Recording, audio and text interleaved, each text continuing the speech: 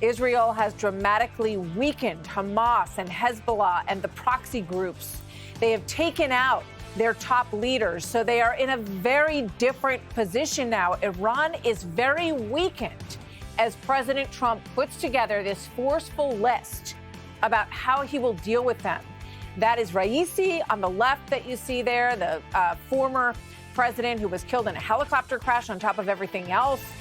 Pezeshkian is the new man in charge. He is apparently about to face President Trump's, quote, maximum pressure campaign. So we are about to hear probably the strongest language against Iran that we have heard in years. And it is going to come from President Trump just moments from now as he is welcoming Bibi Netanyahu, the president of Israel, Prime Minister of Israel, to the White House. So with that, let's bring in Deputy Presidential Envoy to the Middle East, Morgan Ortagus.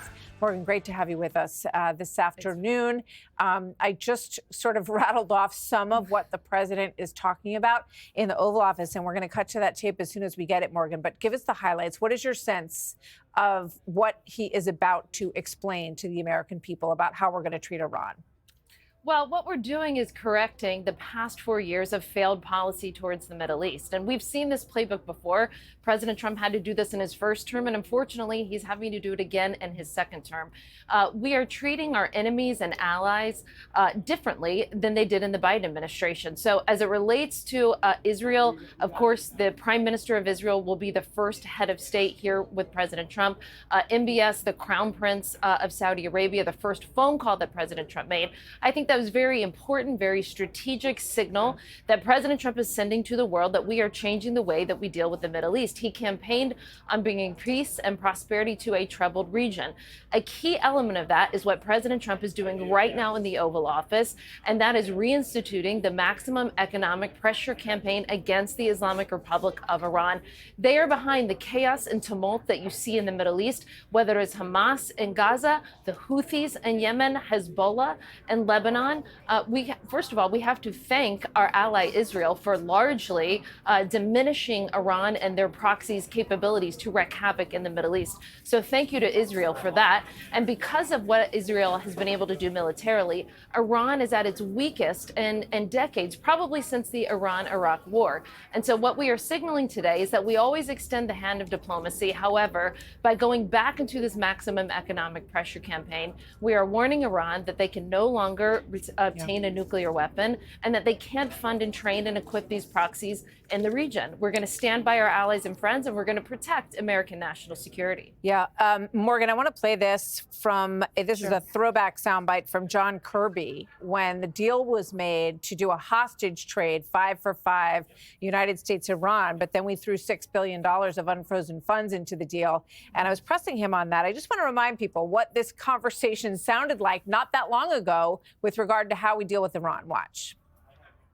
It's not just $6 billion that Iranians are just going to be able to write checks to whenever they want. They can only use this money for humanitarian purposes, and we will have the ability to stop transactions if we don't think they're going in the right direction. Well, the president of Iran doesn't think that. You just heard him. He said, we'll use that money however we want.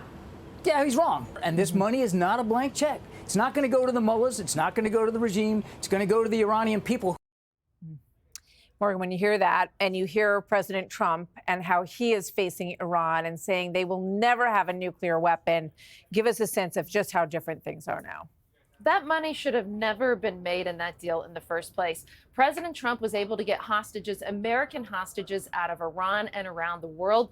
And guess how much money we paid for it? $0. And the last administration tried to give Iran, it's been frozen in Qatar, but they tried to give Iran $6 billion in return for these Americans. And when they did that, it put a price on the head of every American. So if you're a despot, if you're a dictator, if you're a terrorist, you know that the previous White House would be willing to pay money to get you out. And we're not going to do that because we negotiate from a position of strength.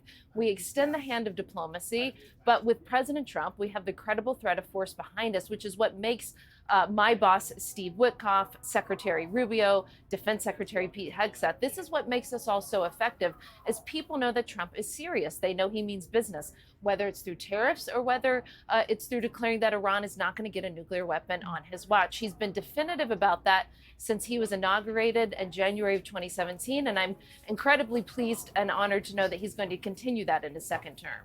Morgan Ortagus, good to see you. Thank you very much. Martha. We'll see you soon. You're working on one of the most important areas of foreign policy at the White House with Steve Witkoff, the special envoy to the Middle East. Thank you very much, Morgan. Great to see you. Thanks.